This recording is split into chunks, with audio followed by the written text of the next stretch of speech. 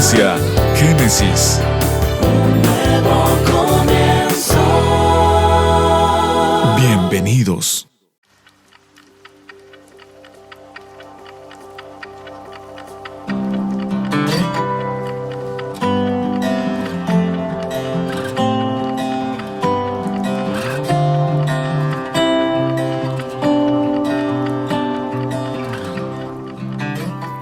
Hoy voy a contarles una historia y me gustaría mucho que me acompañaran a leer un pequeño pedacito de la historia completa que voy a ir platicándoles en las siguientes semanas. Pero hoy vamos a concentrarnos solamente en un pequeño fragmento que se encuentra en el libro de Marcos, capítulo 7, versículos del 1 al 6. Yo lo voy a leer en una versión diferente, es una versión que se llama PDT, así que por si quieren buscarlo en esa versión también. Le voy a dar lectura. Se titula La ley de Dios y las normas humanas. Los fariseos y algunos de los maestros de la ley que vinieron desde Jerusalén se reunían con Jesús. Ellos vieron que algunos de sus seguidores comían con manos impuras, o sea, sin cumplir el ritual de lavarse las manos. Los fariseos y todos los judíos no comen sin antes lavarse las manos, siguiendo el ritual tradicional de sus antepasados. Tampoco comen lo que compran en el mercado sin antes lavarlo. Muy sabios. También cumplen muchos otros rituales como los que tienen que ver con lavar los vasos, las jarras y las ollas.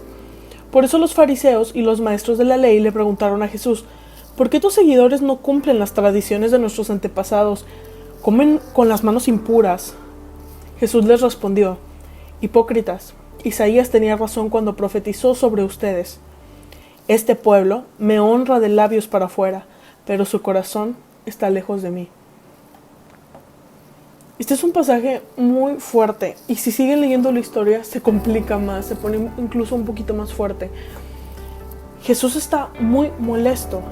Si ustedes leen la respuesta, creo que podemos notar ese carácter de Jesús, ese desagrado de Jesús en sus palabras.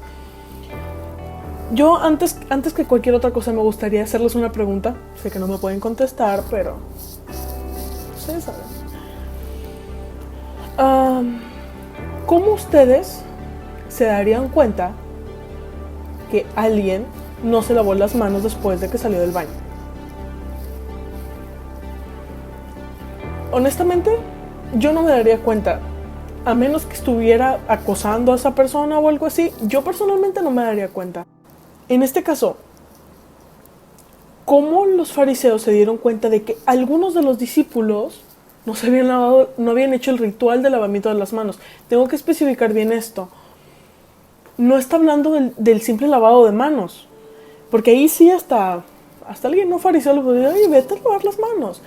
Pero estamos hablando de un ritual tradicional de los antepasados judíos.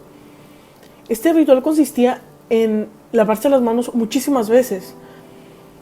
Era algo realmente, sin ofender, era algo sin sentido.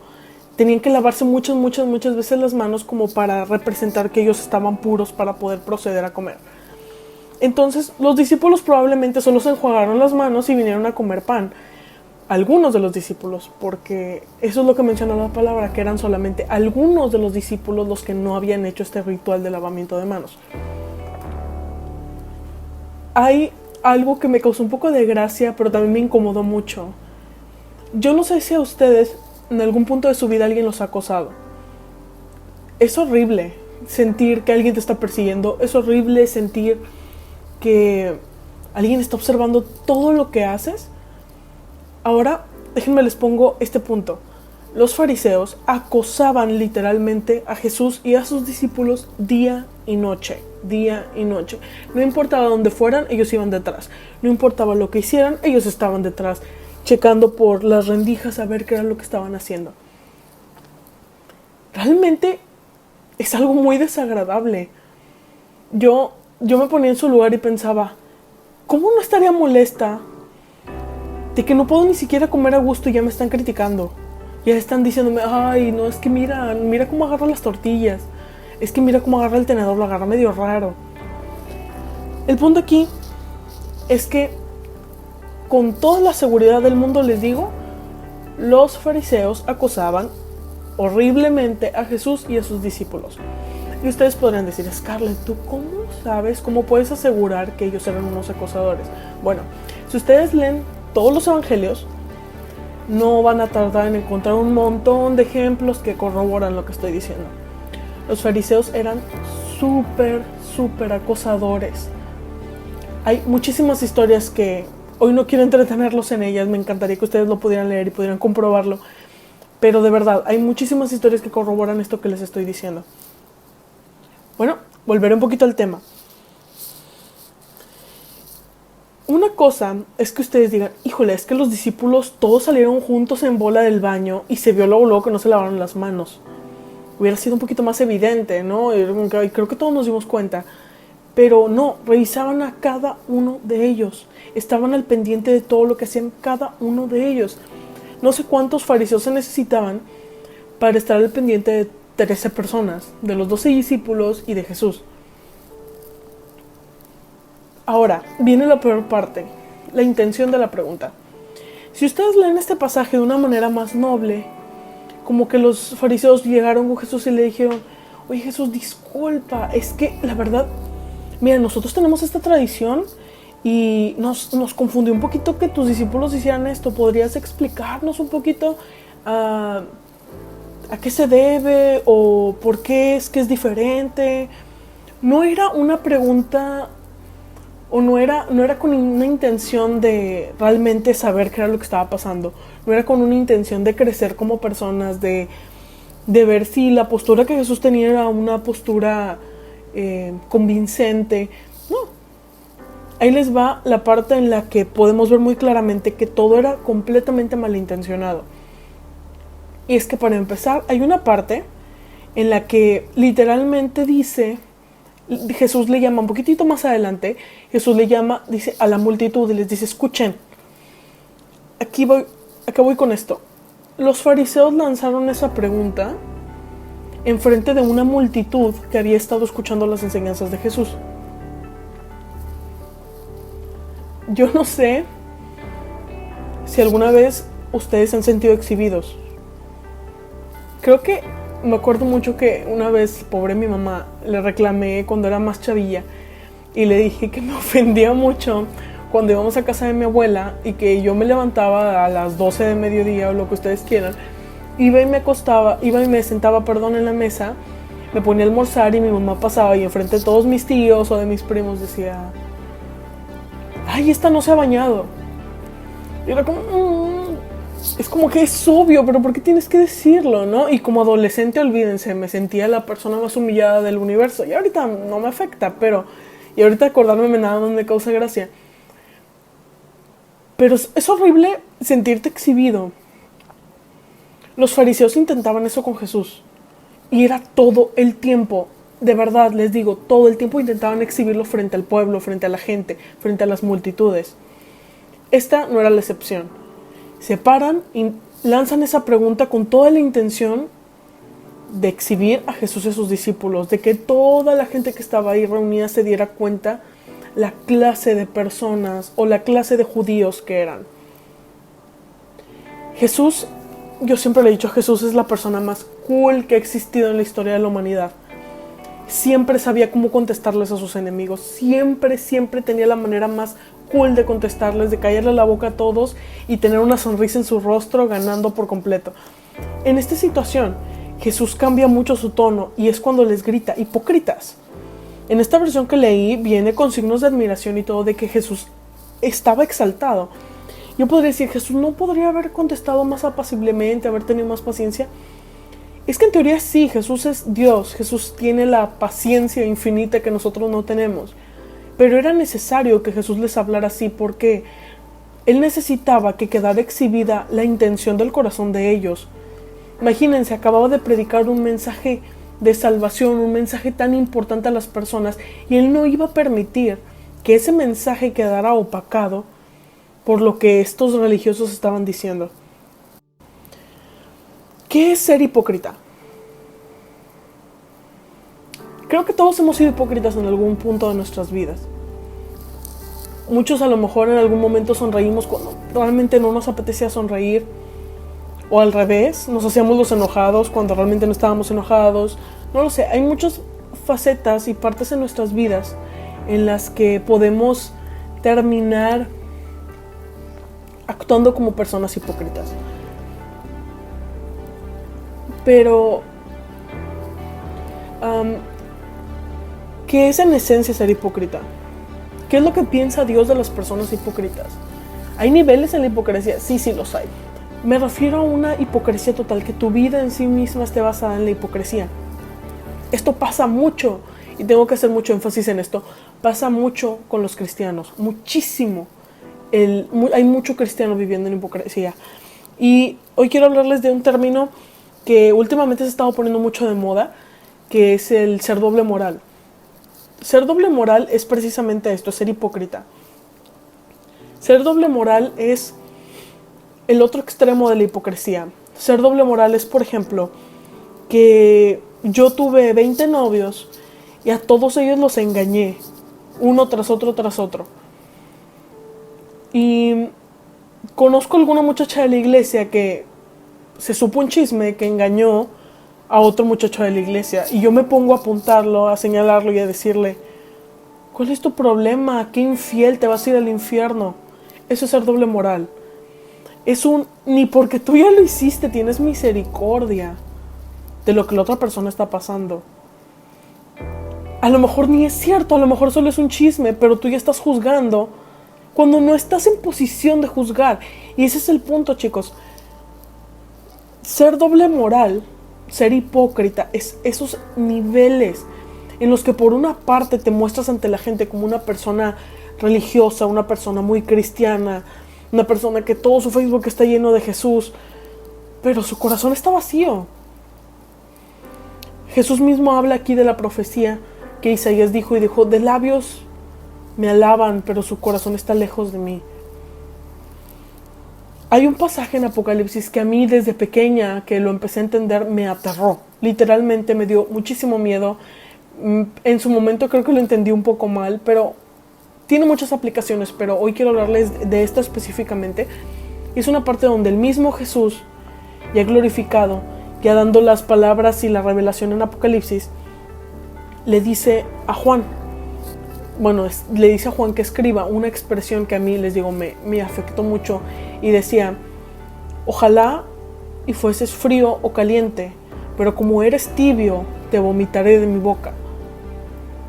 Una de las formas de contextualizar esto es precisamente esto, es como eres tan doble moral, porque por una parte te muestras muy religioso ante la gente, pero yo que soy Dios, a mí que no me engañas, que yo sé qué haces tras puertas, yo sé lo que haces en tu vida privada, en tu vida íntima. Es entonces donde Jesús dice: ojalá fueras frío o caliente. Lo que está tratando de decir es: ojalá y fueras o malo o bueno, pero no eres ninguna de las dos. Estás en medio, literalmente te portas y demandas ser tratado como una persona buena, pero en realidad eres una persona muy mala, eres una persona falsa, eres una persona malvada. Les digo, la doble moral refleja un carácter malvado dentro de nosotros. Es algo que va completamente en contra del corazón de Dios. Independientemente de lo que otra persona haya hecho, tu primera reacción como cristiano es amar. Tu primera reacción como cristiano es tener misericordia. Entonces, si tu primera reacción no es esa, tu primera reacción es juzgar sabiendo que tú no estás limpio, entonces eres un doble moral. Voy a contextualizar este pasaje porque es la parte que más me duele. Cuando dice: te vomitaré de mi boca.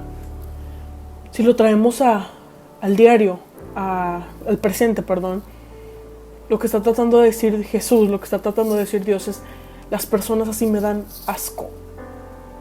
Siento asco por esas personas, siento asco por esas personas que caminan vestidas de blanco fingiendo que son personas muy espirituales, que se la viven compartiendo pasajes bíblicos por WhatsApp o por Facebook, pero en realidad sus corazones están lejos de mí. Pero en realidad son personas problemáticas, son personas envidiosas, son personas hipócritas, son personas falsas, engañosas. No lo sé, puedo hablar de muchísimas cosas que de hecho ya la próxima semana les contaré un poquito del resto. Pero yo no sé A mí me da pavor nada más de pensar que Dios sintiera asco por mí. ¿Qué tendría que hacer yo para que Dios sintiera asco por mí? El Dios de amor, el Dios que amó tanto a la humanidad, que mandó a su Hijo Jesús a morir por nosotros. Ese mismo Dios de amor dice que hay personas que le producen náuseas, personas que hacen que la santidad de Dios se revolotee y le den ganas de vomitar. Imagínense qué terrorífico es pensar que tú y yo podríamos llegar a ser esa persona. Y con esto voy terminando. ¿Cómo puedes darte cuenta de que estás ya a punto de caer en ese tipo de personas? Todo comienza con tu actitud. Jesús mismo contaba una historia, la voy a parafrasear muchísimo, donde está en un templo y Él les cuenta esta parábola o esta historia a algunas personas y les está diciendo: por un lado tenemos un fariseo que está parado levantando las manos, súper limpio, impecable, lleno de joyas, reluciente. Está parado con los brazos levantados y está diciendo: gracias Dios porque yo no soy como este publicano, como este, podría decirse estafador tal vez en nuestra época, este cobrador de impuestos, este estafador, este traidor de su patria.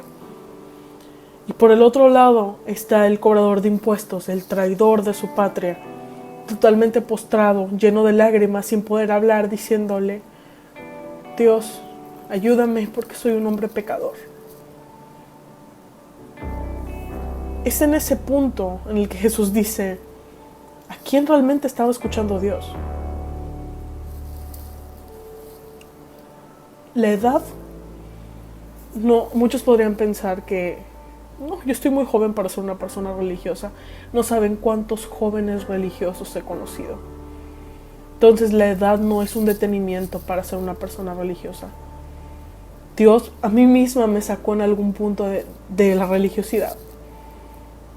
Gracias a Dios fue un corto periodo de tiempo, pero mi Dios tan misericordioso me sacó de ahí y me dijo: huye, esta es la peor forma o el peor cristianismo que puedes vivir, porque esto no es cristianismo. Entonces, ¿cuál es tu actitud ante los demás? Hay muchas formas de darse uno cuenta si está en la actitud correcta o no. Como les digo, esta historia aún no termina. Realmente me estoy quedando un poquito corta, pero me gustaría mucho que me acompañaran la siguiente semana. ¿Cómo actúas tú delante de Dios? Siempre te ves como una persona que no es digna de juzgar a los demás, porque se siente que él también o ella también falla. Yo también fallo y por eso no puedo juzgar a los demás. Si realmente esa es tu postura, realmente te tengo que felicitar, porque esa es la postura que Dios está esperando. No obstante, no te puedes quedar ahí. Nuestra actitud de reconocer es como con Alcohólicos Anónimos. El primer paso siempre es reconocer. Reconozco, Dios, que soy malo. Reconozco que he sido malo. ¿Cómo darte cuenta? Tú podrías decir, una vez le decía a mi hermana, que mucha gente cree que no es mala. Le decía a mi hermana: mucha gente cree que no es mala porque no hace cosas malas aparentemente, pero su maldad se encuentra simplemente en su soberbia de creer que son mejores que los demás, que son más buenos que los demás. Y ese es su pecado, esa es su maldad. El creer que son mejores que los demás solo porque no hacen tal o cual cosa. Entonces, si tú crees que estás en esta postura, si tú crees que te cuesta trabajo reconocer tu maldad, te cuesta trabajo hincarte y decirle: Dios, vaya que soy una persona mala, necesito de tu ayuda, entonces lamento decirte que tienes problemas. Lamento decirte que tu actitud no es la correcta. Esta pequeña historia la titulé precisamente Todo comienza con la actitud. Si tu actitud no es espiritual, si tu actitud no es la actitud de Jesús, es más como la actitud de los fariseos, que prefieren exhibir a los demás antes que reconocer sus propios errores, antes que reconocer su propia maldad. Entonces te invito, corre a los pies de Jesús. Corre a los pies de Jesús y pídele que quiebre tu corazón y que lo acerque a Él otra vez. Porque déjame decirte que, no lo digo yo, la Biblia lo dice, las personas que son así solamente tienen lejos el corazón de Dios. Las personas así tienen en su corazón todo menos a Dios. Y es algo bíblico, es algo que acabo de leer justamente ahorita. Entonces, ¿es de preocuparse? Sí. Otra de las cosas que les digo, oye, mis hermanos ya están hartos de que les diga eso, entre más viejo uno es, más necio te vuelves. Por lo tanto, si tienes la oportunidad de cambiar hoy, cambia hoy. No dejes para mañana lo que puedes hacer hoy. No dejes para mañana la oportunidad de cambiar tu vida para siempre. Y te lo puedo asegurar, de una ex religiosa a una mujer libre. No hay mejor vida que tener tu corazón cerca del de Dios. No hay mejor vida, no hay más paz, no hay más libertad, no hay más felicidad que tener la actitud correcta estando cerca de Dios. Sigo trabajando en ello. Todos los días le digo, Dios, muéstrame mi maldad. No me permitas cegarme ante ella y fingir como que estoy bien cuando no lo estoy. Tú todos los días, cada que hable contigo, quebrántame y hazme saber qué fue lo que hice mal. Ayúdame a cambiarlo, dame la fuerza para cambiarlo. Entonces te invito, realmente les invito a todos ustedes a que hagan un cambio real en sus vidas. Aprovechen estos tiempos de encierro, estos tiempos de aparentemente soledad y demás, para meditar en sus vidas, para meditar realmente quién ha sido el malo de la historia. Sí, cierto, habemos personas a lo mejor que hemos sufrido muchas cosas y fácilmente podemos culpar a los demás de nuestros traumas, de nuestras actitudes, pero llega un punto en que tenemos que dejar de huir y asumir nuestra responsabilidad. Asumir que todo comienza con la actitud. Y levantarnos y decirle, Dios, estoy listo para cambiar. Bueno, me despido. Espero que me acompañen la próxima semana para continuar hablando de este tema y de algunos otros más. Y les mando un gran abrazo.